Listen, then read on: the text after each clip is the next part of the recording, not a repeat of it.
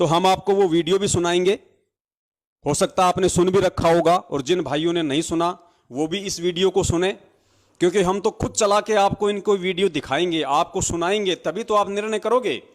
अगर मैं ही आपको बोल दूं अपनी तरफ से, और आपको यदि मैं वो मैनेजमेंट वाला वीडियो ना दिखाऊं जो इन्होंने संगत में वायरल कर रखा है, तो आप कैसे समझ पाओगे कि क्या सही है और क्या गलत है? आप तो यही कहोगे कि पवन दास तो अपनी तरफ से बोल रहा है। लेकिन पुण्यात्माओं, हम सत्सेवक हैं, और ये भक्ति मार्ग गुरुजी ने बताया निष्पक्ष होके चलने का है, पक्ष और विपक्ष से दूर निष्पक्ष होके। तो आपको साथ में इन लोगों का वीडियो दिखाऊंगा, उसके बाद में फिर ज्ञान आधार से परमात्मा इस पे विश्लेषण करवाएंगे। तो सुनिए इनकी गदर फिल्म का पार्ट 3। सभी भक्तों को सच्चाई। हमने पिछली वीडियो के माध्यम से आपको सच्चाई से परिचित कराने की कोशिश की कि किस तरह कुछ तथाकथित सत्सेवक, जिनको सदगुरुदेव संत रामपाल जी महाराज ने गुरुद्रोही घोषित किया हुआ है, वो झूठ पर झूठ बोलते आ रहे हैं। यह बात स्पष्ट हो चुकी है कि संजय दिल्ली व पवन जयपुर तथा जो भी इनके साथ समर्थन में है, उनको सदगुरुदेव जी ने गुरुद्रोही घोषित किया हुआ है। आज समाज में जिसको भी यह पता चल जाता है कि केवल संत रामपाल जी महाराज ही इस संसार से मुक्ति दिला सकते हैं और सतलोक ले जा सकते हैं, फिर चाहे वो सत्संग देखकर समझे हों या पुस्तक पढ़कर, वह नामदान केंद्र पर आकर नाम उपदेश ले लेते हैं। लेकिन दुख तब होता है जब संत रामपाल जी महाराज की हरी भरी बगिया को ये गुरुद्रोही नामक खराब करते हैं। एक तरफ तो हम यह कह रहे हैं कि मोक्ष केवल संत रामपाल जी महाराज ही करा सकते हैं, और वही बंदी छोड़ हैं, इसलिए हम सभी भगत उनका बंदी छोड़ सदगुरु रामपाल जी महाराज के नाम से जयकारा लगाते हैं। दूसरी तरफ ये गुरुद्रोही कह रहे हैं कि सदगुरुदेव जी को षड्यंत्र के तहत फंसा दिया गया। अब पुण्यात्माओं, यही सबसे बड़ा पॉइंट है जो इन्होंने इन वीडियो में रखा है। इनके पास और तो कोई प्रूफ है नहीं हमारे खिलाफ, और तो कोई सबूत है नहीं सिवाय उआबाई के।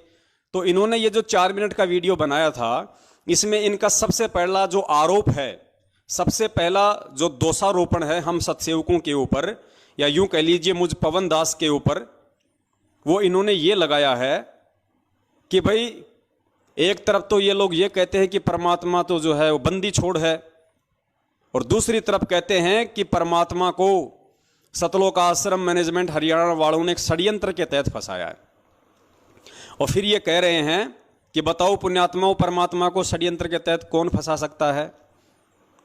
अब पुण्यात्माओं, दास ने अनेकों बार ये शब्द कहे हैं। जो बातें सही हैं, जो सत्य है, वो मैं स्वीकार करूंगा। बिल्कुल मैं पिछले 7 साल से यही कहता आ रहा हूं कि परमपिता परमेश्वर सतगुरु रामपाल जी महाराज जी को बरवाला कांड के तहत काल एजेंट सतलोक आश्रम मैनेजमेंट हरियाणा अर्थात राष्ट्रीय समाज सेवा समिति ने, जिनमें उनका भाई, बेटा, बंधु, जवाई, रिश्तेदार और कुछ मूर्ख टाइप के लोग थे, जिन्होंने अपनी मनमानी घटिया हरकतों के चलते और महेंद्र जैसे शीर्ष लोगों ने प्रशासन के साथ मिलकर एक सोची समझी साजिश के तहत एक चाल के तहत गुरुजी के खिलाफ षड्यंत्र रचा और गुरुजी को फंसाया। बिल्कुल मैं अपने इस बात पे कायम हूं, मैं झूठ नहीं बोलूंगा, क्योंकि झूठ बोलना दुष्टों का काम होता है, काल एजेंटों का काम होता है, सत्सेवकों का नहीं होता है।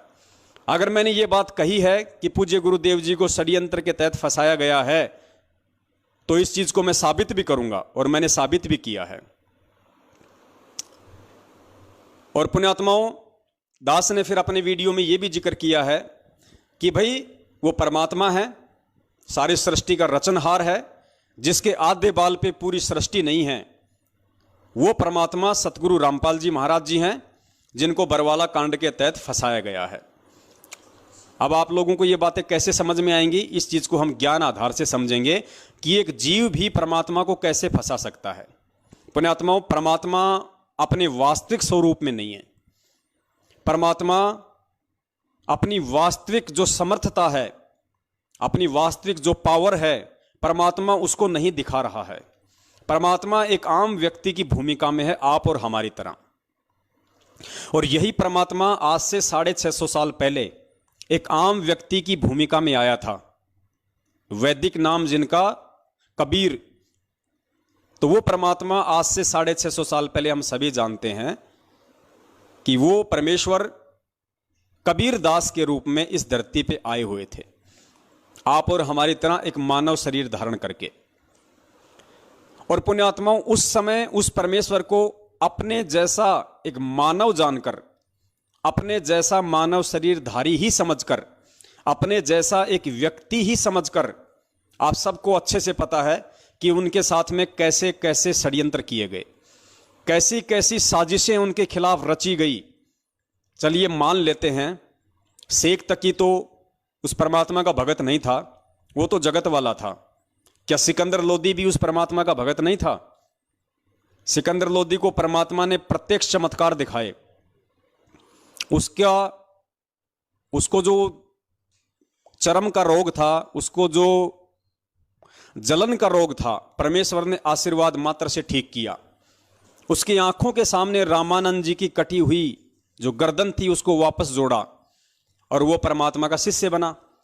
उसके बावजूद भी पुण्यात्माओं वो शेख तकी के चक्कर में आके और खुद उसने उस परमपिता परमेश्वर जी को अपना राज्य बचाने के लिए, अपनी इज्जत बचाने के लिए मुसलमान समाज के सामने शेख तकी के भय से उसने परमेश्वर को उस दरिया में डुबोने का आदेश दिया।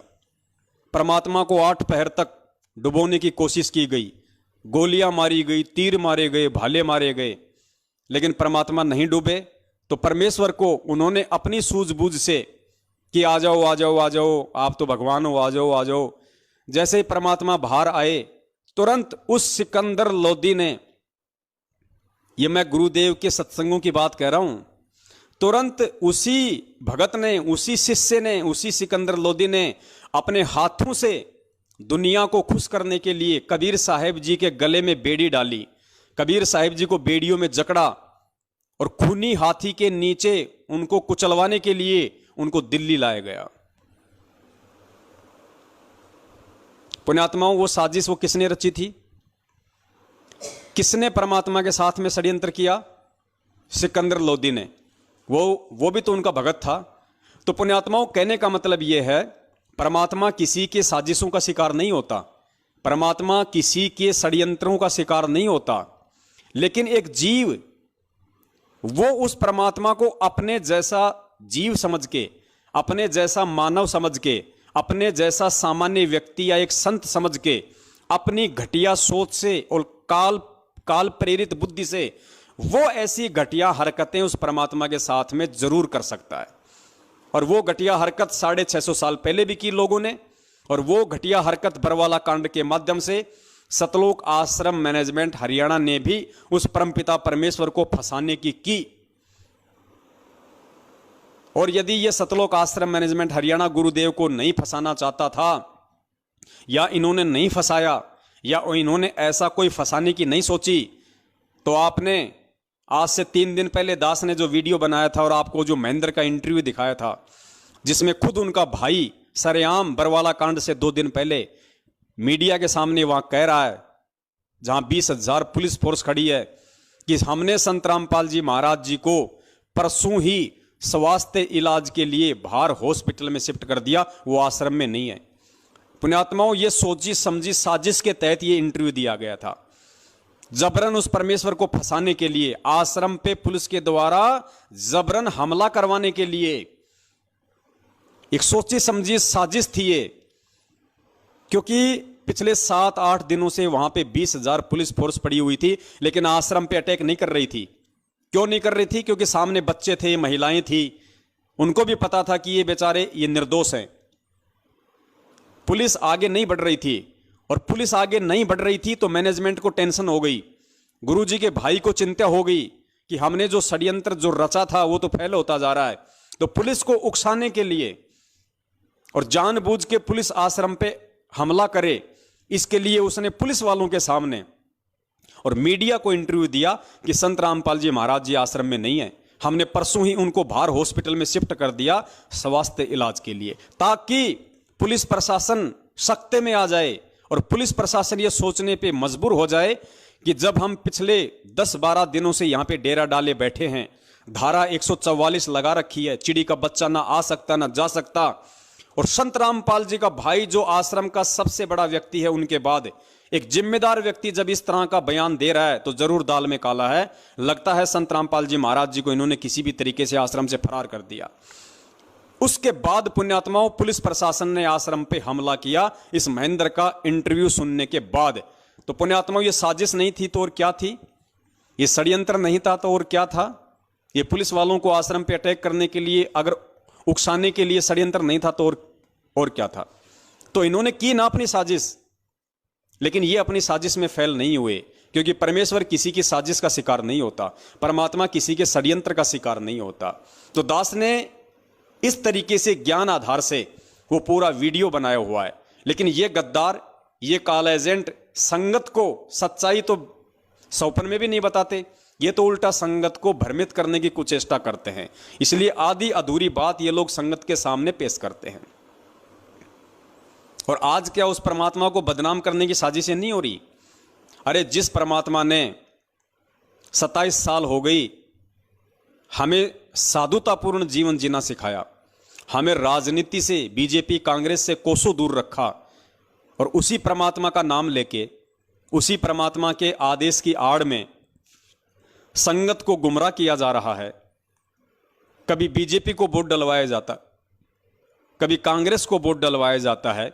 तो क्या ये उस परमात्मा को देश और दुनिया में बदनाम करवाने की साजिश नहीं चल रही? जब तुम बीजेपी को वोट दोगे तो आधा देश जो कांग्रेस के पक्ष में है, क्या तुम्हारे गुरुदेव को गालियां नहीं निकालेगा? क्या तुम्हारे गुरुदेव को दोगला नहीं कहेगा कि भैया रामपाल तो थोड़ा बहुत ठीक था, लेकिन अब देखो पूरा जीवन तो इसने कुछ किया नहीं, और जेल जाते ही अपने छूटने के लिए और इसने बीजेपी का समर्थन कर दिया? भाई ये तो बड़ा दोगला आदमी है, बड़ा घटिया आदमी है, ये तो राम रहीम से भी गया गुजरा निकला। और 6 महीने बाद तुम बीजेपी छोड़ के फिर तुम कांग्रेस की चप्पल चाटते हो। फिर वो आधा देश जो बीजेपी के समर्थन में, फिर वो गुरुजी को गालियां निकालता है कि भाई रामपाल तो वास्तव में दोगला आदमी है, 6 महीने पहले तो हमारे साथ में था, अब कांग्रेस की तरफ चला गया। तो पुण्यात्माओं, क्या ये उस परमात्मा को देश और दुनिया में बदनाम करने की साजिश नहीं चल रही? तो दास ने कौन सा ये गलत कह दिया कि परमपिता परमेश्वर जी के साथ में साजिशें रच रहा है सतलोक आश्रम मैनेजमेंट हरियाणा, और एक सोची समझी साजिश के तहत उनको बरवाला कांड के तहत उनको जेल करवाई गई। और दास तो यहां तक कहेगा कि परमपिता परमेश्वर जी को अपने जैसा एक आम व्यक्ति समझ के इस महेंद्र भगोड़े ने उनको आश्रम में ही जान से मारने की भी पूरी कोशिश की थी। पूरी प्लानिंग थी कि संत रामपाल जी को आश्रम में ही जान से खत्म कर दिया जाए। लेकिन ये एक बहुत बड़ा रहस्य है, बहुत गहरी घटना है। दास इसका जिक्र पहले कर चुका है। इन्होंने पूरी साजिश रची और मारने के लिए अंदर भी चले गए यही लोग, लेकिन परमात्मा इनको मिला नहीं, परमेश्वर छुप गया। छुप गया मतलब अंतर ध्यान हो गया परमात्मा। वो तो सौद स्वरूपी राम है, कोई हाड़ मास का थोड़ी है। तभी तो परमेश्वर ने अखबार में कहा था कि मैं छुप गया तो बच गया, वरना ये लोग मुझे जान से मारना चाहते थे। परमेश्वर का शब्द झूठ नहीं हो सकता। इन लोगों ने पूरी मारने की कोशिश की थी। और ये दास उस समय वहीं था बरवाला आश्रम में। दास 20 दिन तक वहीं था। बरवाला कांड से 5-10 दिन पहले चला गया था, और बरवाला कांड के दूसरे दिन दास वहां से आया है। आश्रम में ये अफवाह फैला दी गई थी इन काल एजेंटों के द्वारा कि गुरुजी तो 5 तत्व का शरीर छोड़ के सतलोक चले गए। पूरी संगत बेचारी रो रही थी कि भाई गुरुजी ने शरीर छोड़ दिया, गुरुजी ने शरीर छोड़ दिया। मतलब इनकी प्लानिंग थी, इनकी पहले इन्होंने अफवाह उड़ाई कि गुरुजी अपना 5 तत्व का शरीर छोड़ के सतलोक चले गए, ताकि वो इल्जाम हरियाणा पुलिस प्रशासन पे आ जाए। और फिर इन्होंने गुरुजी को जान से मारने के लिए अपने जैसा इंसान समझ के, अपने जैसा एक व्यक्ति समझ के, एक साधारण मानव समझ के, फिर ये लोग गुरुदेव को अंदर जान से मारने के लिए गए। लेकिन परमात्मा अंतर्ध्यान हो गए। इन्होंने ढूंढा लेकिन परमेश्वर नहीं मिला इनको। फिर इन्होंने कहा कि गुरुजी तो अपना 5 तत्वों का शरीर छोड़ के सतलोक चले गए। मतलब फिर इन्होंने सोचा कि अब क्या करें, अब तो कोई चारा नहीं है अपने पास में। तो ऐसे घटिया, ऐसे निकम्मे लोग हैं पुण्यात्माओं ये, और इन लोगों की तो शकल देखना भी महापाप है, और तुम इनके ऊपर फिदा हो रहे हो। ऐसे लोगों के विषय में परमात्मा कहते हैं कि पापी प्रभात ना भेटो। पापी यानी दुष्ट प्रवृत्ति का लोग, उसको तो सुबह सुबह, प्रभात यानी सुबह का समय, कि ऐसे लोगों की तो सुबह सुबह दर्शन भी नहीं होने चाहिए। पापी प्रभात ना भेटो, मुख देखे पाप लगे जिसका, और 9 मास गर्भ त्रास दई, धिक्कार जन्म उसकी मां का। और अब आपको बताते हैं पुण्यात्माओं, इस पवन दास ने तो चलो फिर भी ज्ञान आधार से ये बातें कही कि परमपिता परमेश्वर के प्रति साजिशें रची इन लोगों ने। और ये कहते हैं कि पवन दास कह रहा है, मतलब मेरे ऊपर दोषारोपण लगा रहे हैं ये लोग कि देखो ये पवन दास कह रहा है कि गुरु जी को षड्यंत्र के तहत फंसा दिया गया, जबकि वो परमात्मा है। अरे पवन दास नहीं कह रहा, गधो, तुम्हारे में से तुम्हारे जो बड़े गधे हैं, जो मैनेजमेंट के मुख्य जो सांड हैं, जो गेंडे हैं, वो कह रहे हैं। तो जरा उनके ऊपर भी वीडियो बनाओ।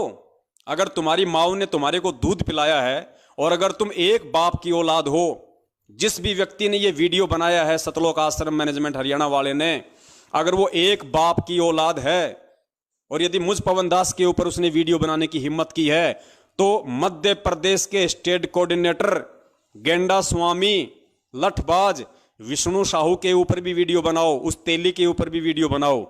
क्योंकि अब जो आप आगे सुनेंगे मीडिया को इंटरव्यू देते हुए, वो विष्णु तेली खुद कह रहा है कि हरियाणा सरकार ने हमारे गुरुजी को एक सोची समझी षड्यंत्र के तहत जेल में डाल दिया। सुनो इनके गेंडा स्वामी का इंटरव्यू, मध्य प्रदेश के स्टेट कोऑर्डिनेटर विष्णु साहू का।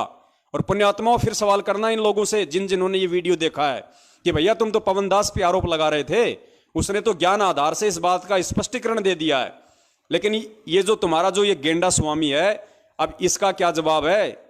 अब इसकी शिकायत नहीं लगाओगे? अब ये गुरुद्रोही नहीं होगा? सुनिए इस गेंडा स्वामी का इंटरव्यू। रामपाल जी महाराज ही करा सकते हैं और वही बंदी छोड़ है, इसलिए हम सभी भगत उनका बंदी छोड़ सदगुरु रामपाल जी महाराज के नाम से जयकारा लगाते हैं। दूसरी तरफ ये गुरुद्रोही कह रहे हैं कि सदगुरुदेव जी को षड्यंत्र के तहत फंसा दिया गया। सतगुरुदेव जी को षड्यंत्र के तहत फंसा दिया गया। सुनिए विष्णु साहू का इंटरव्यू। और हमारे साथ भी ऐसा ही हुआ है। हमारे गुरुजी ने यहाँ पर सबको बोला था, जितने भी संत महंत आचार्य है देश के अंदर विदेश के अंदर, सबको बोला कि आओ, अगर आप परमात्मा का कोई भी जानते हो तो मुझसे ज्ञान चर्चा करो।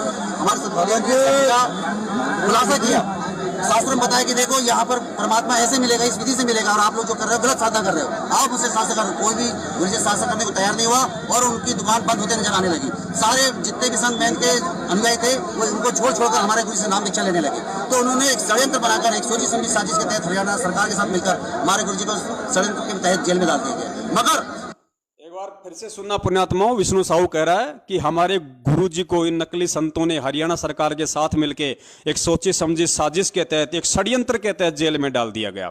ध्यान से सुनना। फिर भी हम बोले कि परमात्मा है, परमात्मा की लीला करते हैं, और हम ये आपको गारंटी के साथ बोल सकते हैं कि हमारे सदगुरु जी आने वाले 5 से 6 महीने में जेल से बाहर आ जाएंगे और न्याय तो दास अपनी घर। अब उसे शासन कर कोई भी गुरु जी शासन करने को तैयार नहीं हुआ और उनकी दुकान बंद होते नजर आने लगी। सारे जितने भी संत महंत के अनुयायी थे वो उनको छोड़कर हमारे गुरु से नाम दीक्षा लेने लगे। तो उन्होंने एक षड्यंत्र बनाकर एक सोची समझी साजिश के तहत हरियाणा सरकार के साथ मिलकर हमारे गुरु जी को षड्यंत्र के तहत जेल में डाल दिया गया। मगर फिर भी हम बोले कि परमात्मा है, परमात्मा की लीला करते हैं, और हम ये आपको गारंटी के साथ बोल सकते हैं कि हमारे सदगुरु जी आने वाले 5 से 6 महीने में जेल से बाहर आ जाएंगे और न्याय तो दास अपनी गर्दन करवा देंगे।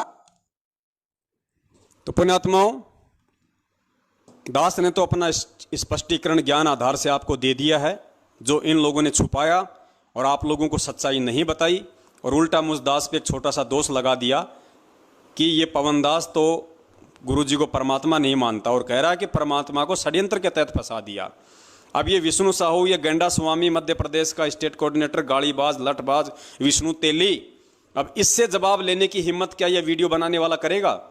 क्या इस सतलोक आश्रम मैनेजमेंट हरियाणा वालों की माताओं ने उनको इतना दूध पिलाया है जो इस 140 किलो के गेंडा स्वामी से सवाल कर सके? करेंगे ये लोग सवाल? जिंदगी में नहीं करेंगे। ये कॉल एजेंट है भाई, आपस में मिलके अपनी दुकान चला रहे हैं, अपना धंधा चला रहे हैं। इनकी प्रार्थनाएं कहीं नहीं जाती। ये गुरुद्रोही नहीं होते। यहां तो जैसे हमारे पूज्य गुरुदेव जी कहते हैं कि निरंजन धन तेरा दरबार, यहां तनिक ना न्याय विचार, झूठों को तो साचा बतावे ओ साचों को तो झूठा बतावे, झूठों का एतबार, निरंजन धन तेरा दरबार। तो पुण्यात्माओं, पवन दास अगर गाली खाए तो गुरुद्रोही, और इनका वर्ल्ड कोऑर्डिनेटर देशराज अगर मुंह में मूतने की गाली दे तो वो गुरुमुखी। पवन दास अगर जानवरों की तरह इनके सारनामियों से पिटे तो गुरुद्रोही, और इनके सारनामी देशराज, दिल्ली वाला परवेश, कुरुक्षेत्र वाला रमेश चंद्र चहल, बसंत सैनी का भाई रूपदास, अगर इस दास को लठों से मारें तो वो परम भगत। तो पुण्यात्माओं, ये काल भगवान का लोक है, यहां पे ऐसा ही होता है। गुरुजी कहते ना कि मालिक की वाणी है कि वैश्या ओढ़े मूल मूल खासा और गल मोतियों के हार, और पतिव्रता को मिले न खादी सूखा निरस आहार, निरंजन धन तेरा दरबार। पुण्यात्माओं, ये काल भगवान का लोक है। जब हमारे सतवादी परमात्मा को इन नालायकों ने अपनी साजिशों के तहत, अपने षड्यंत्रों के तहत, अपनी सोची समझी और घटिया मनवस हरकतों के तहत, अपनी अय्यासियों के तहत बरवाला कांड करवा के ऐसे ऐसे घटिया आचरणों से आज ये उनको देश और दुनिया में बदनाम कर रहे हैं, तो पुण्यात्माओं, ये आप और हमें कहाँ छोड़ने वाले हैं। इन्होंने उस परम संत को तो देशद्रोही घोषित करवा दिया और इस 2 कौड़ी के जीव पवन दास को गुरुद्रोही घोषित करवा दिया, ताकि संगत में आराम से अपना धार्मिक धंधा कर सके, कोई बोलने वाला ही ना बचे। लेकिन शायद इसको पता नहीं कि ना तो कभी वो परम संत टूटता है ना झुकता है। वो जिस मकसद को लेके इस पृथ्वी पे प्रकट होता है उसको पूरा करके जाता है। कोई माई का बाप इसी किस ब्रह्मांड में उसको रोकने वाला नहीं है। और जिस अपने बच्चे के सिर पे वो परम संत हाथ रख दे, फिर उस बच्चे को कोई माई का लोल संगत में रोकने वाला नहीं है। आगे चलिए पुण्यात्माओं, इनकी इसी वीडियो में अगली दूसरी उआबाई। कबीर सागर दास सत ग्रंथ साहिब में दिए गए प्रमाण के आधार पर जो हमें काल के लोक से, इस काल के बंधन से छुड़वाने के लिए आए हो, जो वास्तव में बंदी छोड़ हो, उनको कौन बांध सकता है। आगे ये कह रहे हैं कि हम गुरु जी को बंदी छोड़ कहते हैं, जो बंधनों से छुड़वाने वाला है, और इस काल लोक से जो हमें छुड़वाने के लिए आया है उसको कौन बंधक बना सकता है। ये सतलोक आश्रम मैनेजमेंट हरियाणा इस वीडियो के माध्यम से कह रहा है। और फिर कह रहा कि पवनदास कह रहा कि गुरुजी को बंधक बना लिया।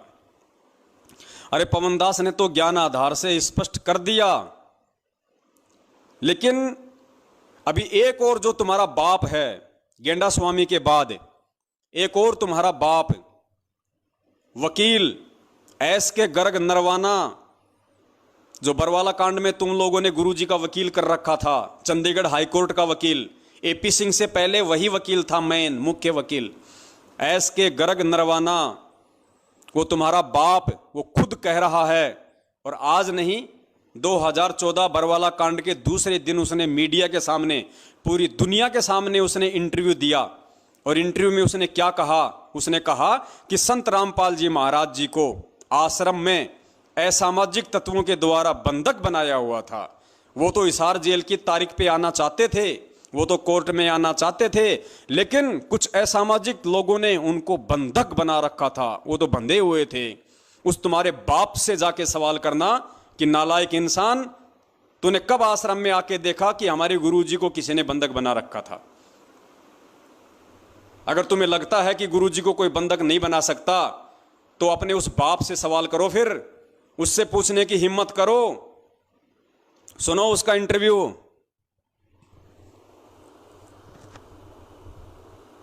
रामपाल को आज पंजाब हरियाणा का हाईकोर्ट में पेश किया गया और हमारे साथ संत रामपाल के वकील हैं। जी नरवाना जी, आज क्या हुआ है हाईकोर्ट में आपकी तरफ? आज संत रामपाल जी खुद पर्सनली कोर्ट में पेश हुए हैं और उनको पुलिस ने पेश किया है। और संत जी ने ये कहा है कि मैं तो खुद बंधक बना हुआ था, मैं क्या करता, मेरी मजबूरी थी, इसलिए मैं कोर्ट में नहीं आ सका। मैं बीमार जरूर हूँ, परंतु बीमार के होते हुए भी मैं कोर्ट में आता। किसने बंधक बनाया था उनको? कुछ लोग थे वहाँ पर, हजारों लोग थे। वो कहने लगे तुमने नहीं जाना, इनको रोका हुआ था। अब पुलिस ने जब इनको छुड़ाया तो ये डायरेक्ट एम्बुलेंस में पुलिस इनको कोर्ट में ले। और कितनी देर से बंधक थे वो? ये तो अब जब से ये झगड़ा चल रहा है ना, तब से बंद की थे, 15-16 दिन से शायद।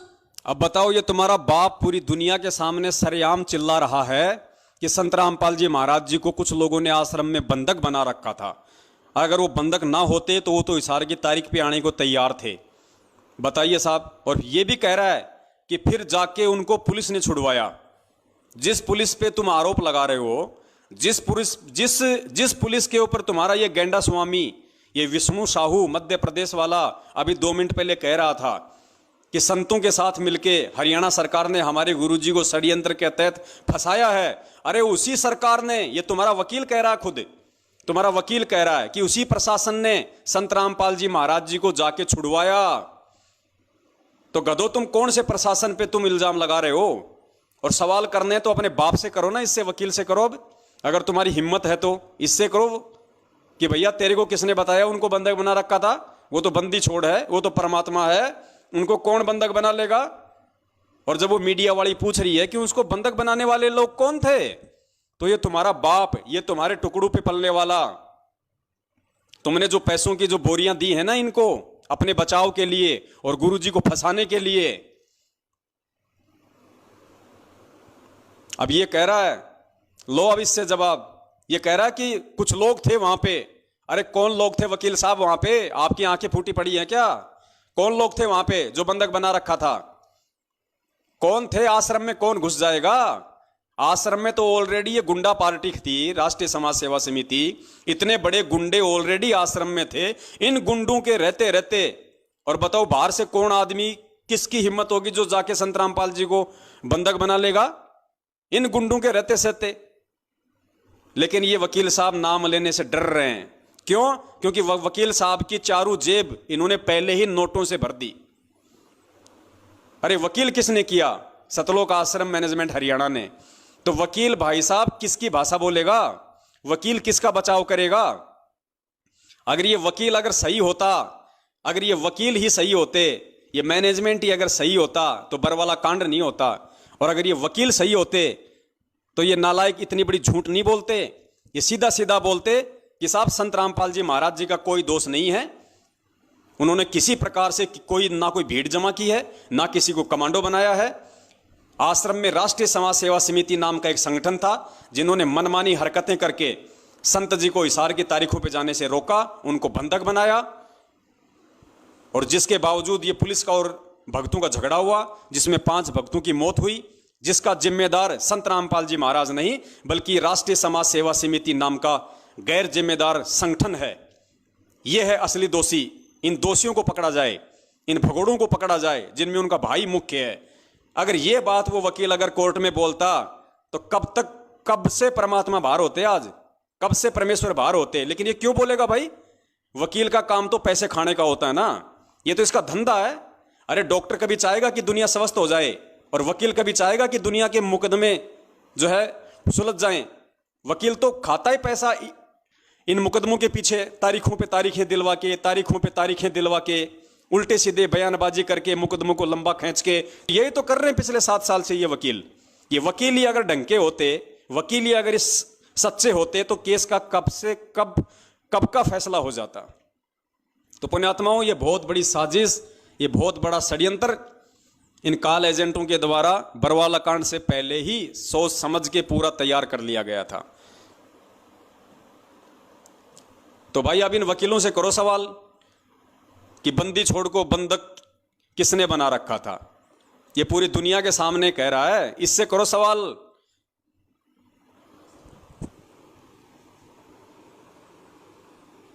आगे चलिए पुण्यात्माओं, इनकी ओर उआबाई।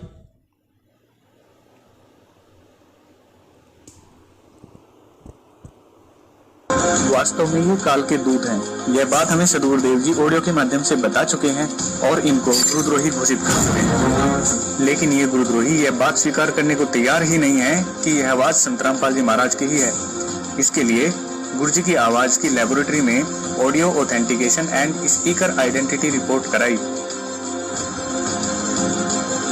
तथा गुरु जी की हैंडराइटिंग की भी जांच कराई, जिसमें यही बात सामने आई कि आवाज भी संत रामपाल जी महाराज की है, वह पत्र की राइटिंग भी संत रामपाल जी महाराज की ही है। लेकिन इन्होंने इस सच को स्वीकार करने से ही इनकार कर दिया।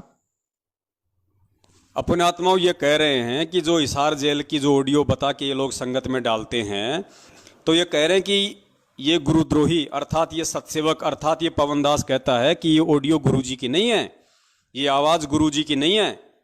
तो देखो भक्तों, हमने बेंगलोर की लेबोरेटरी में जांच करवाई है और लेबोरेटरी ने साबित कर दिया कि ये आवाज संत रामपाल जी महाराज जी की है। पुण्यात्माओं, यहाँ पे 2 पॉइंट हैं, क्योंकि ज्ञान आधार की भक्ति है। आपने तत्व ज्ञान आधार से सोचना पड़ेगा, निर्णय लेना पड़ेगा। परम पिता परमेश्वर जी की आवाज को दुनिया की कौन सी लेबोरेटरी है जो चेक कर देगी? जो परमेश्वर सौद स्वरूपी है, उसकी आवाज को दुनिया की कौन सी लेबोरेटरी चेक कर देगी? वो लेबोरेटरी जो आज तक यह साबित नहीं कर पाई कि इंसान की उत्पत्ति कैसे हुई है, अरे वो लेबोरेटरियां, अमेरिका तक की वो लेबोरेटरियां जो ये कह रही हैं कि इंसान की उत्पत्ति बंदर से हुई है, यानी इंसान पहले बंदर था, इंसान के पूर्वज पहले बंदर थे, धीरे धीरे धीरे धीरे विकसित हुए, फिर वो बंदर से इंसान बना, ये लेबोरेटरियां।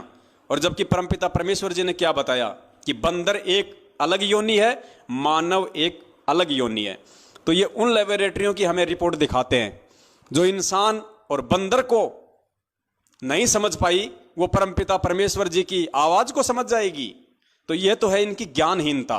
और दूसरी बात पुण्यात्माओं, अगर पवन दास अगर ये बात कह रहा है कि ये आवाज संत रामपाल जी महाराज जी की नहीं है, और तुम अगर सच्चे होते और तुम्हें यदि खुद को विश्वास होता कि ये आवाज गुरु जी की ही है, तो तुम्हारे को लेबोरेटरी में जांच कराने की क्या आवश्यकता है नालायको? अरे पवन दास अगर ये कह रहा है कि ये आवाज संत रामपाल जी की नहीं है और तुम उसको लेबोरेटरी में जांच करा रहे हो, इसका मतलब विश्वास तो तुम्हें खुद को नहीं है। पवन दास तो कल को ये कह देगा कि संत रामपाल जी महाराज जी तो आदमी नहीं है, वो तो औरत है, तो क्या तुम उनकी जांच करवाओगे? तुम उनकी जांच करवाओगे क्या संगत को दिखाने के लिए कि देखो पवन दास तो कह रहा है कि गुरुजी आदमी नहीं है, गुरुजी औरत है, और ये देखो लेबोरेटरी की जांच, गुरुजी आदमी है। तो पुण्यात्माओं, ये इनकी नालायकी है, ये इनकी घटिया सोच है संगत को मूर्ख बनाने के लिए। अब इससे ज्यादा मैं इस पे कोई कमेंट्स नहीं करूंगा। आगे चलिए इन महामूर्खों की और हुआ भाई। वास्तव में तो ये सच स्वीकार करना ही नहीं चाहते, ये सिर्फ संगत को गुमराह करना चाहते हैं, क्योंकि इनका उद्देश्य कुछ और है। इस बात की और भी पुष्टि करने के लिए कि ऑडियो संत रामपाल जी महाराज की ही है, गुड्डू दास की धर्मपत्नी सलोनी दासी ने, जो कि जिला अब ध्यान देना, आगे ये साबित करेंगे कि ऑडियो गुरुजी की ही है। उसके लिए ये कहते हैं कि हमने आरटीआई लगवाई जेल में, और आरटीआई लगाने वाला कौन? इनका एक चमचा, उत्तर प्रदेश के उन्नाव जिले का कोऑर्डिनेटर गुड्डू दास। और गुड्डू दास की धर्मपत्नी ने ये वीडियो में पता नहीं आपको साफ दिखाई देगा या नहीं देगा, गुड्डू दास की धर्मपत्नी ने आरटीआई लगाई ऑडियो के लिए, और ऑडियो का जवाब, उसका आरटीआई का जवाब क्या आया? पुण्यात्माओं, आपने छोटी छोटी चीजों को समझना पड़ेगा। अब दास आपको दिखाएगा, पहले आप ये सुनना पूरा। गुड्डू दास की धर्मपत्नी सलोनी दासी ने, जो कि जिला उन्नाव उत्तर प्रदेश की रहने वाली है, सलोनी दासी ने right to information act 2005 under the section 6(1) के तहत जानकारी प्राप्त की, जिसमें जानकारी कुछ इस तरह से मांगी गई और जवाब जिसमें जानकारी कुछ इस तरह से मांगी गई। अर्थात ये जो सलोनी दासी है, गुड्डू दास की पत्नी, इसने आरटीआई से जो सवाल किए थे, वो सवाल क्या थे? सवालों पे गौर करना आप। जो जानकारी मांगी गई वो कुछ इस प्रकार थी। किस प्रकार थी? ध्यान से सुनना। जानकारी कुछ इस तरह से मांगी गई और जवाब इस तरह से आए। पहला सवाल था कि क्या संत रामपाल जी महाराज को जेल नियमानुसार घर वालों से फोन पर बात करने की अनुमति है? पहला सवाल क्या था? क्या संत रामपाल जी महाराज को जेल से घर वालों से बातचीत करने की अनुमति है? ये नहीं लगाई, ये नहीं पूछा कि क्या संत रामपाल जी महाराज हिसार जेल से अपने घर वालों से बात करते हैं या नहीं, ये नहीं पूछा। क्या पूछा? क्या संत रामपाल जी महाराज जी को जेल से अपने घर वालों से बात करने की अनुमति है? तो अनुमति है या नहीं है, उसका जवाब आगे से आया कि अनुमति है। ध्यान से सुनना इनका सवाल पुण्यात्माओं, कैसे मूर्ख बनाते हैं ये लोग आपको। अगर ऑडियो हिसार जेल से आ रही है या गुरुजी की है, तो इनको यह पूछना चाहिए था, क्या संत रामपाल जी महाराज जी हिसार जेल से अपने घर वालों से बात करते हैं? सवाल तो यह करना चाहिए था, लेकिन सवाल क्या किया इन्होंने? क्या संत रामपाल जी को हिसार जेल से अपने घर वालों से बातचीत करने की अनुमति है? तो उन्होंने बोल दिया, हाँ साहब अनुमति है। कि क्या संत रामपाल जी महाराज को जेल नियमानुसार घर वालों से फोन पर बात करने की अनुमति है? जवाब आया हाँ।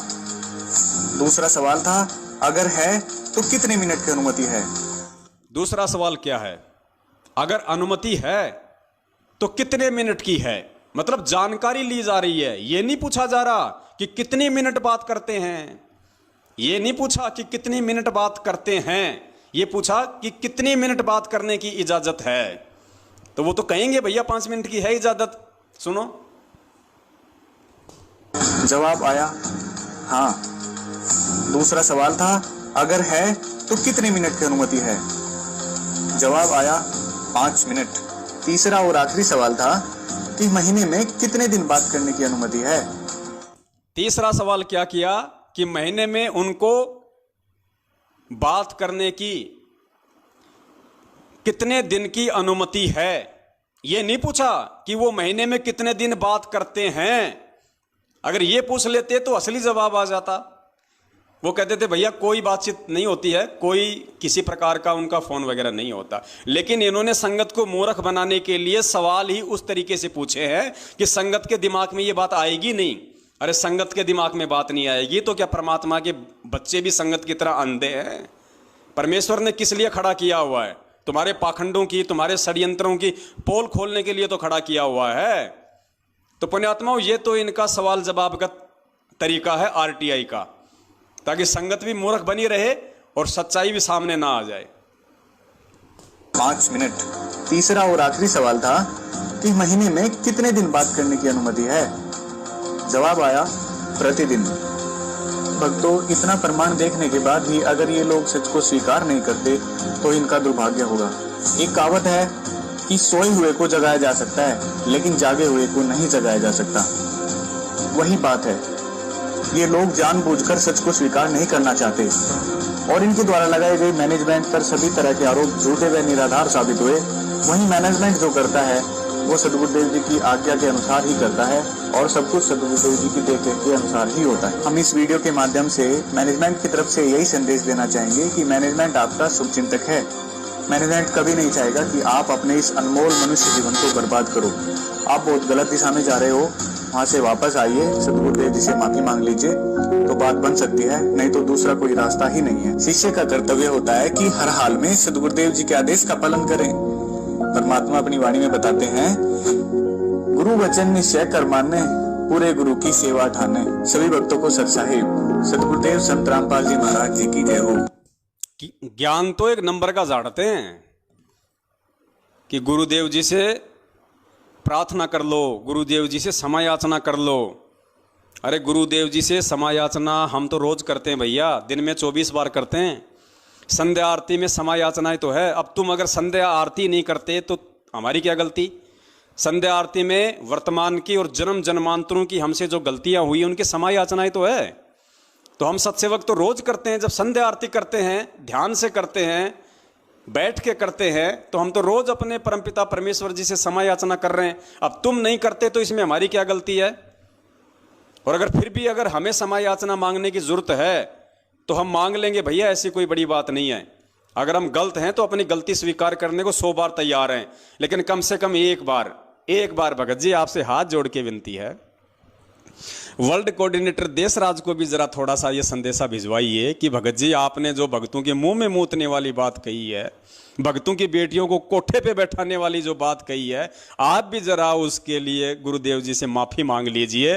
वो तेरा बाप अगर तेरे सिर पे अगर बंदूक तान के खड़ा ना हो जाए, आप अगर उसको ये कहोगे ना कि देशराज भगत जी आपने वो मुंह में मूतने वाली बात जो पवन दास को कही थी, आपको गुरुदेव जी से माफी मांगनी चाहिए।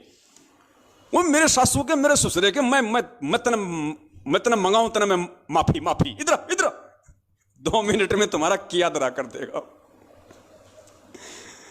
उसके बाद में सुरेश दास धनाने वाला, गुरुजी के सगे चाचे का लड़का, जिसने मुझ पवन दास को कैसी कैसी माँ की गालियां दी, उससे कहिए थोड़ा सा कि सुरेश भगत जी आपने जो पवन दास को माँ बहन की गालियां दी है, आप उसके लिए थोड़ा गुरुजी से क्षमा याचना कर लीजिए। तो वो क्या कहेगा पता है? पिटेगा के तारू तेरा जाम जानता को नहीं मने जाम तारू तेरा, माफी मांग ले, क्यों कर माफी मांगो। तो उसके बाद में पुण्यात्माओं और कौन कौन है महापुरुष? हाँ, गेंडा स्वामी मध्य प्रदेश का स्टेट कोऑर्डिनेटर 125 किलो वजनी, उसको कहिए कि विष्णु भगत जी आपने जो सन 2016 में जब पवन दास वहाँ पे लोगों को सच्चाई बताने के लिए गया और आप अपनी पूरी गुंडा टीम को लेके उसके ऊपर धावा बोल देते हैं, उसको लठों से मारते हैं। आप गुरुजी से क्षमा याचना कर लीजिए, तो वो क्या कहेगा? वो क्या कहेगा फिर? वो तो उसके सामने जाएगा तभी पता चलेगा वो क्या कहेगा। वो 5.5 किलो का हाथ जब तेरे ऊपर पड़ेगा ना मेरी तरह, जब तेरे समझ में आएगा उसको माफी मांगने के लिए बोलना चाहिए था कि नहीं बोलना चाहिए था। और एक वो अमित महेंद्र भगोड़े का सुपुत्र जो पवन दास को माँ बहन की गालियां देता है, उसको बोलो कि अमित भगत जी आप भी जरा गुरुजी से माफी मांग लो। वो कहेगा मेरी सासू के तेरी नाशान तोड़ूंगा, मेरी सासू के तेरी नाशान तोड़ूंगा। तब आपको पता चलेगा भगत जी माफी मांगना क्या होता है। और सत्सेवकों को चाहे गाड़ी निकाल दो, चाहे सत्सेवकों के तुम चाहे लठ मार दो, चाहे सत्सेवकों को कुछ भी बोल दो, बेचारे सुन लेते हैं। गाय हैं बेचारे परमात्मा की, क्या करें भाई, हमें परमेश्वर ने बांध रखा है अपने ज्ञान रूपी जंजीरों में। लेकिन ये तो खुले सांड हैं, इनको बोल के देखना कभी। और भी बहुत सारे लोग हैं, कितनों के नाम गिनाएं। तो पुण्यात्माओं, और एक वो झांसी की रानी, जोधपुर की रानी, राजस्थान के स्टेट कोऑर्डिनेटर प्रकाश माली की धर्मपत्नी अनु देवी, उसको भी बोलो कि बहन जी आपने जो 450 किलोमीटर दूर जो मुकेश भगत जी जयपुर वाले बैठे हुए थे और आपसे बात कर रहे थे, और आप सारनाम प्राप्त करके अपने भाई के ऊपर ये झूठा इल्जाम लगा रही है कि मैं पुलिस में तेरी कंप्लेंट कर दूंगी कि तू मुझे घर पे आके छेड़ता है, पड़ोसियों से मैं तेरी गवाही दिलवा दूंगी। तो बहन जी आप भी गुरुजी से क्षमा याचना कर लो। वो क्या कहेगी? हैं? वो क्या कहेगी? सुन ले, एक बार बोलती हूं, दोबारा मैं बोलती नहीं। और अब की बार अगर मैंने फोन किया तो ध्यान रखना, पुलिस में कंप्लेंट कर दूंगी कि ये मेरे को घर पे आके छेड़ता है, और मोहल्ले वालों से गवाही और दिलवा दूंगी। ना घर के रहोगे ना घाट के धोबी के कुत्ते बना के छोड़ देगी वो। तो पहले इनसे कोशिश करो भाई, जरा इनसे बोलो पहले। ये तो बहुत बड़े बड़े महापुरुष हैं, तुम्हारी बातों को थोड़ा ना टालेंगे। पहले इनसे कोशिश करो कि ये परमात्मा से माफी मांग लें। ये मांग लेंगे तो फिर हम तो बहुत छोटे से जीव हैं, हम तो फिर इनसे ही माफी मांग लेंगे। गुरुदेव तो बहुत दूर की बात है, हम तो इन महान पुरुषों से और इन महारानियों से ही माफी मांग के अपना काम चला लेंगे। तो पुण्यात्माओं, ये है इन लोगों का घटिया चरित्र, इनका दोगला चरित्र। यानी कहने का मतलब ये है पुण्यात्माओं, ये जो साध संगति का जो प्रोग्राम बंदी छोड़ सतगुरु रामपाल जी महाराज जी के आशीर्वाद से चल रहा है, ये पुण्यात्माओं इसका मकसद एक ही है। वो परमात्मा ये समझाना चाहता है कि नालायकों, अगर तुम मेरे ज्ञान से नहीं समझ पाए, कम से कम तुम मेरे सत्संगों से नहीं समझ पाए, अरे कम से कम इस साध संगति के माध्यम से तुम्हारी आंखों के सामने जो प्रमाण दिखाए जा रहे हैं, जो सबूत दिखाए जा रहे हैं, कम से कम इनसे तो अब तुम समझो।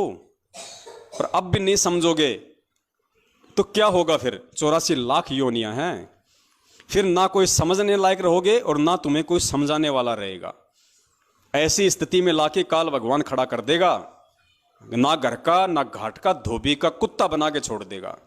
तो पुण्यात्माओं, ये बहुत ही गहन चिंतन की बातें हैं, और परमेश्वर ने एक बहुत ही अच्छा मौका दिया है भगत समाज को अपनी गलतियां सुधार करने का। अगर कोई गलतियां भी कर चुका है तो भी अब आज उसके पास में समय है, जब तक परमात्मा धरती पे है तब तक उसके पास में समय है कि वो परमेश्वर से क्षमा याचना मांग ले, परमेश्वर से माफ़ी मांग ले, और अपनी जो क्रिया हैं उनको सुधार ले, अपने चरित्र में, अपने आचरण में, अपने व्यवहार में वो तब्दीली लेके आए, और एक सभ्य भगत होकर उस परमपिता परमेश्वर को दिखाए, ताकि वो परमात्मा खुश हो, वो प्रसन्न हो, और तुम्हें जाते जाते भक्ति का आशीर्वाद दे के चला जाए। तो पुण्यात्माओं, आज आपने और देखा अच्छे से कि जिस परमेश्वर के अतिरिक्त अन्य किसी को भोग नहीं लगाया जाता है, उस परमेश्वर को जब उसके बच्चे भोग लगा रहे हैं तो उस परमेश्वर को अपने शरीर का बाप समझने वाले लोग भी नाराज हैं। वो भी नहीं चाहते कि कोई हमारे बाप का भोग लगाए। ऐसे घटिया मानसिकता पुण्यात्माओं, मैं तो ये कहता हूँ जानवर की भी नहीं हो सकती, जबकि वो तो मानव देह में है। और पुण्यात्माओं, ये इतने घटिया थे, ये आज ही नहीं है, ये लोग पहले भी इतने ही घटिया थे। ये लोग पहले भी इतने ही ग्रे हुए चरित्र के थे, इन लोगों के पहले भी ऐसे ही मलिन विचार थे। इसका सबसे बड़ा आपको देते हैं प्रमाण, 2008 का ये सत्संग है परमपिता परमेश्वर सतगुरु रामपाल जी महाराज जी का। इस 2008 के सत्संग में गुरुदेव जी ने स्पष्ट कहा है, सार्वजनिक तौर पे किसी दो व्यक्तियों के बीच में नहीं कहा, पूरी संगत को परमात्मा ने आदेशित किया, पूरी संगत को परमेश्वर ने हकीकत बताई कि उनके जो बेटा बेटी हैं उनका कैसा व्यवहार है, उनके कैसा उनका चाल चलन है। खुद गुरुजी कह रहे हैं, और गुरुजी उनको 1995 में ही त्याग चुके हैं।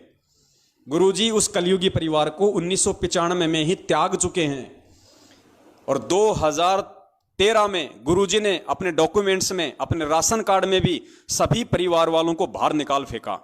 2013 का गुरुजी का जो नया राशन कार्ड था, दास ने व्हाट्सएप पे सभी को डाला हुआ है, जिसमें मात्र एक सतगुरुदेव जी का ही नाम है, बाकी गुरुजी ने सबकी एंट्री हटवा दी। यानी गुरुजी ने अपने से तो छोड़िए, अपने डॉक्यूमेंट से भी उन नालायकों को पहले से ही दूर कर रखा है, उनकी मनवस और घटिया हरकतों को देखते हुए। उसके बावजूद भी गुरुजी ने सत्संग में भी ये बात बोलनी पड़ी, ताकि संगत आगे चल के उनके षड्यंत्रों में ना फंसे, संगत आगे चल के उनको गुरुजी का बेटा बेटी भाई बंधु रिश्तेदार या जवाई समझ के उनके झांसे में ना आए और केवल ज्ञान को ही आधार बनाए। इसलिए गुरुजी ने बरवाला कांड से 6 साल पहले 2008 में ही सत्संग में स्पष्ट बोल दिया अपने बेटे बेटियों के विषय में। गुरुजी ने क्या कहा कि इस दास के 4 बेटा बेटी थी। पुण्यात्माओं, होने को तो वो आज भी हैं, होने को तो चारों के चारों आज भी इसी पृथ्वी पे हैं, जिंदा हैं। लेकिन गुरुजी ने 2008 में क्या कहा, परमेश्वर के शब्दों पे ध्यान देना। गुरुदेव ने ये नहीं कहा कि इस दास के शरीर के 4 बेटा बेटी हैं, ये नहीं कहा। गुरुजी ने कहा इस दास के 4 बेटा बेटी थे। पुण्यात्माओं, ये थे शब्द ध्यान रखो। परमेश्वर ने कहा कि थे, यानी अब नहीं है, यानी मैं उनका परित्याग कर चुका हूं, मैं उनको छोड़ चुका हूं। वो उस लायक नहीं है कि मैं उनको कहूं कि हैं। सुनिए परमपिता परमेश्वर जी के मुख कमल से। इस दास के 4 संतान, 2 लड़के 2 लड़की थी। इस दास के 4 संतान, 2 लड़के 2 लड़कियां थी। लास्ट में ध्यान रखना, परमेश्वर बोल रहे थी। इस दास के 4 संतान, 2 लड़के 2 लड़की थी। यदि ये दास उन्हीं में उलझ रह जाता, अब मुझे पता हुआ मेरी कितनी की खातिरदारी करूं, खूब पता है मुझे वो क्या नेचर है उनका, कैसा उनका स्वभाव। गुरुजी स्पष्ट कह रहे हैं कि मुझे अच्छे से पता था कि क्या उनका नेचर है और कैसी वो मेरी खातिरदारी करते, अर्थात आगे चल के वो मेरे साथ में कैसा व्यवहार करते। और पुण्यात्माओं, वो व्यवहार इन लोगों ने बरवाला कांड में दिखा दिया, अपना घटिया व्यवहार अपने बाप के साथ। और वो व्यवहार पिछले 7 साल से आज ये संगत को दिखा रहे हैं कि हम कितना अपने गुरुदेव की, अपने बाप की इज्जत करना जानते हैं। ध्यान से सुनो, परमेश्वर कह रहे हैं इतनी बड़ी बात पुण्यात्माओं कौन बोल सकता है। अगर गुरुदेव बोल रहे हैं तो बहुत बड़ा रहस्य है इसमें। अपने बच्चों के लिए कोई नहीं बोल सकता ऐसे सार्वजनिक, लेकिन परमेश्वर ने सार्वजनिक बोलना पड़ा क्योंकि मालिक अंतर्यामी थे। उनको पता था कि आगे चल के बरवाला कांड होगा और इन्हीं नालायकों की वजह से होगा, और बरवाला कांड के बाद में मेरे बच्चों को काल के हत्या चढ़ाया जाएगा, इन्हीं नालायकों के द्वारा चढ़ाया जाएगा। और आज जिस प्रकार से उसने हमारी सत्सेवक बहन कमला दासी की, वो जो परमेश्वर को भोग लगाती है, जिसकी बड़ाई करनी चाहिए थी, जिसकी प्रशंसा करनी चाहिए थी, उस कर्म की उस चुगलखोर ने, सतगुरुदेव जी की बेटी ने, जो उनके शरीर की बेटी थी, लीलामय तरीके से उनकी कलयुगी बेटी, उसने कैसी घटिया हरकत की है। उसी परमेश्वर से प्रार्थना लगा दी, शिकायत कर दी, जिस परमेश्वर का उसकी बेटी भोग लगा रही है। तो पुण्यात्माओं, सतगुरु रामपाल जी महाराज जी की असल मायने में असली बेटी कौन हुई? वो चुगलखोर और शिकायत करने वाली, या अपने गुरुदेव को अपना परमात्मा मान के उनको भोग लगाने वाली? ये ज्ञान आधार की बात है। ये भी नहीं समझोगे तो जिंदगी में नहीं समझ पाओगे फिर। तो सुनो, पूज्य गुरुदेव जी खुद कह रहे हैं उसी मंजू के लिए और उसी अपने बेटों के लिए कि इस दास के 4 संतान थी, 2 लड़के 2 लड़की, और दास को अच्छे से पता है कि वो मेरी कैसी खातिरदारी करते, क्या उनका नेचर है, क्या उनका व्यवहार है। ध्यान से सुनो। इस दास के 4 संतान, 2 लड़के 2 लड़की थी। यदि ये दास उन्हीं में उलझ पुलझ रह जाता, अब मुझे पता हुआ मेरी कितनी की खातिरदारी करें, खूब पता है मुझे वह क्या नेचर है उनका, कैसा उनका स्वभाव और क्या करते। एक बाप कह रहा है अपनी बेटी के बारे में कि मुझे पता है मेरी बेटी का क्या नेचर है, क्योंकि परमात्मा यहां चारों का जिक्र कर रहे हैं कि 4 संतान थी, तो 2 लड़के हैं, 2 लड़कियां, तो 2 लड़कियों में एक लड़की आ गई मंजू। तो गुरुजी अपनी बेटी के बारे में कह रहे हैं कि मुझे उसके भी नेचर का पता है। तो पुण्यात्माओं, ये काल की एजेंटनी नहीं तो और क्या है? और कैसे समझाएगा परमात्मा? क्या सीना फाड़ के दिखाएगा अब तुम्हें कि ये मेरी बेटी नहीं, ये काल भगवान की भेजी हुई एजेंट है? जैसे धर्मदास जी के परिवार में काल ने मृत्यु अंध नाम का दूत भेज दिया था उसके पुत्र नारायण दास के रूप में, ऐसे ही ये जो मंजू है ये काल की एजेंटनी है, एजेंटनी। चारों संतान परमात्मा की काल के एजेंट हैं, उनका भाई, उनके रिश्तेदार। पुण्यात्मा, परमात्मा इससे ज्यादा और क्या बताएगा? यदि ये दास उन्हीं में उलझ पुलझ रह जाता, अब मुझे पता हुआ मेरी कितनी की खातिरदारी करें, खूब पता है मुझे वह क्या नेचर है उनका, कैसा उनका स्वभाव और क्या करते। अब परमात्मा के चरणों में आया हूं, मेरे लाखों चेले बेटा बेटी हो गए। अब एक को कहता हूं भाई जल जाना, 10 खड़े हो जाते हैं। पुण्यात्मा, विचार करना, गुरुजी जिन्हें हम उनके संतान कहते हैं, उनके लिए तो परमात्मा क्या कह रहे हैं कि इस दास के 4 बेटा बेटी थे, और संगत के लिए क्या कह रहे हैं परमात्मा कि अब इस दास के लाखों बेटा बेटी हैं। यानी आप और हमें, हम जो नाद वाले हैं, हम जो वचन के उनके पुत्र और पुत्रियां हैं, उनको परमेश्वर कह रहे हैं कि वो मेरे बेटा बेटी हैं। और जो मंजू, अंजू, नरेंद्र, बीरेंद्र, क्या क्या नाम है उनका, नालायकों का, मनोज और बीरेंद्र, उनके लिए परमात्मा कहते हैं कि वो थे, अब नहीं है, अब उनको काल ने हर लिया, अब वो काल के बेटा बेटी हैं, मेरे नहीं है। मेरी कितनी की खातिरदारी करें, खूब पता है मुझे वह क्या नेचर है उनका, कैसा उनका स्वभाव और क्या करते। अब परमात्मा के चरणों में आया हूं, मेरे लाखों चेले बेटा बेटी हो गए। अब एक को कहता हूं भाई जल जाना, 10 खड़े हो जाते हैं। ये क्या कारण है? क्योंकि मैंने परमात्मा की भक्ति का रटना लाई, और उस भक्ति की शक्ति से इन बच्चों में इतनी श्रद्धा बन गई, जब हाथों पर रखूं अपने गुरुदेव को। अब गुरुजी कह रहे हैं कि एक को कहता हूं कि भाई 1 गिलास पानी का लाना, तो गुरुजी कह रहे हैं कि 10 जने लेके खड़े हो जाते हैं।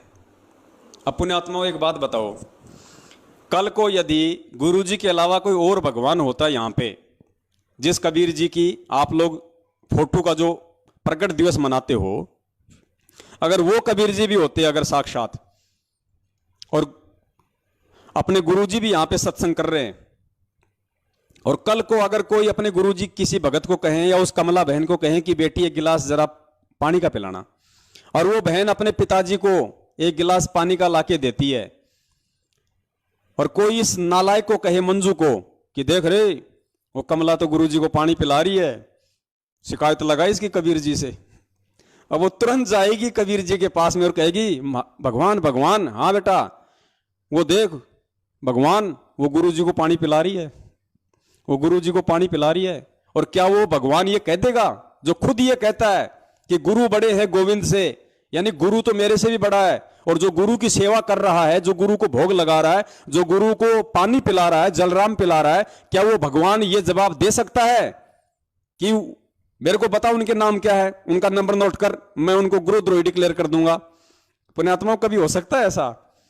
अरे जो परमपिता परमेश्वर सतगुरु रामपाल जी महाराज जी, एकमात्र सारी सृष्टि का रचनहार पालनहार, सबका बाप, वो तो सबका बाप तो है ही, वो सब बापों का बाप है वो। और उसको जब उसकी बेटी भोग लगा रही है, अपने बाप को सबसे पहले देसी घी का माल खिला रही है, माल, इनकी तरह डालडा का नहीं खिलाते, देसी घी का माल खिला रही है अपने बाप को, और उसके बाद में खुद खा रही है मस्ती से, और खा खा के लाल हो रही है, और इन चुगलखोरों के गाल पिचक रहे हैं।